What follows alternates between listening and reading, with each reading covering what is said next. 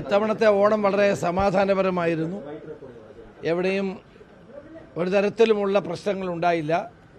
ജനങ്ങൾ വളരെ ആഹ്ലാദപൂർവ്വം ഓണം ആഘോഷിച്ചു.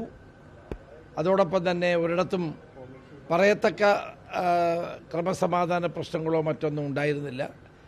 എല്ലാ ജനങ്ങളും ഒരേ മനസ്സോടെ ഓണം ആഘോഷിച്ചു എന്നതിൽ സർക്കാരിന് സംതൃപ്തിയുണ്ട്. തീർച്ചയായിട്ടും ഇതേ രീതിയിൽ തന്നെ നമുക്ക് കേരളത്തിന് മുന്നോട്ട് പോയാൽ കേരളം വലിയ പുരോഗതി കൈവരിക്കുമെന്ന കാര്യത്തിൽ സംശയമില്ല. ഞാനും വാർത്തകളൊക്കെ വായിച്ചു, നിങ്ങളെല്ലാം കൊടുക്കുന്നുണ്ട്. ഏതായാലും ഇത് ക്രൈംബ്രാഞ്ച് അന്വേഷിക്കുന്ന ഒരു കേസാണ്. ഇതൊരു LP കേസാണ്, ലോൺ പെൻഡിങ് കേസാണ്. അപ്പോൾ ഞാൻ ADGP ക്രൈംബ്രാഞ്ച് ശ്രീ വെങ്കടേഷിനോട് ഇതിനെപ്പറ്റി അന്വേഷിക്കാനായി പറഞ്ഞിട്ടുണ്ട്. അത് കേരള പോലീസ് ഇൻ്റർപോളുമായിട്ടും ഒക്കെ ബന്ധപ്പെട്ട് ഇതിൻ്റെ നിജസ്ഥിതി എന്താണ് എന്ന് അറിയേണ്ടിയിരിക്കുന്നു. ഇതിപ്പോൾ നമുക്കുള്ള അഭ്യൂഹങ്ങളാണ് ഉള്ളത്, ഇത് സ്ഥിരീകരിക്കപ്പെട്ട കാര്യങ്ങളൊന്നുമല്ല. അത് കഴിഞ്ഞ കുറേ ദിവസങ്ങളായി തന്നെ ഇതിൻ്റെ അഭ്യൂഹങ്ങൾ നിലനിൽക്കുന്നുണ്ട്. എന്നോട് വളരെ പ്രധാനപ്പെട്ട ചില പത്രപ്രവർത്തകരും എന്നോട് സൂചിപ്പിക്കുകയുണ്ടായി. പക്ഷെ എന്നാൽ ഇതിനെപ്പറ്റി ഒരു നിജസ്ഥിതി നമുക്ക് അറിയണമല്ലോ. അപ്പോൾ അതുകൊണ്ട് ADGP ക്രൈംബ്രാഞ്ചിൻ്റെ ചുമതലയുള്ള ADGP ശ്രീ വെങ്കടേഷിനോട് ഇന്നലെ തന്നെ വാർത്ത വന്നപ്പോൾ തന്നെ ഞാൻ അന്വേഷിക്കാനായിട്ട് പറഞ്ഞിട്ടുണ്ട്. അദ്ദേഹം അതിൻ്റെ വിവരങ്ങൾ ശേഖരിച്ച് കിട്ടുന്ന മുറയ്ക്ക് നിങ്ങളെ അറിയിക്കാം. ഈ അന്വേഷണ ഉദ്യോഗസ്ഥനായിട്ടുള്ള അലി അക്ബറിന്റെ റിപ്പോർട്ട് പൂഴ്ത്തി എന്നുള്ള ആരോപണം മുൻപ് വന്നിരുന്നു. ഇത് വയലാർ രവി ആഭ്യന്തരമന്ത്രിയായിരുന്ന കാലത്തെ സംഭവമാണ്.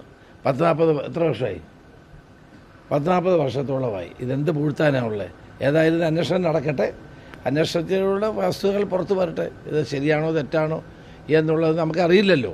ഏതായാലും നിങ്ങൾ ഈ വാർത്ത പുറത്തു വന്നതോടുകൂടി ഗവൺമെൻറ് ചെയ്യേണ്ട കാര്യങ്ങൾ നമ്മൾ ചെയ്തു തുടങ്ങിയിട്ടുണ്ട്.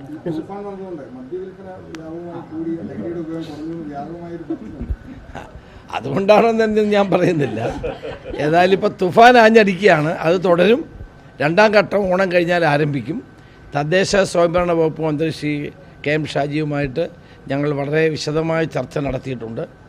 തുഫാൻ 2ാം ഘട്ടം ഉടൻ ആരംഭിക്കുകയാണ്. ഏതായാലും തുഫാൻ വൻ വിജയമാണ്. കേരളം കണ്ടിട്ടുള്ള ഏറ്റവും വലിയ നർക്കോ ഹണ്ടാണ്, ഇന്ത്യ കണ്ട ഏറ്റവും വലിയ നർക്കോ ഹണ്ടാണ്. അതിന് ജനങ്ങളുടെ പൂർണ്ണ പിന്തുണയുണ്ട്.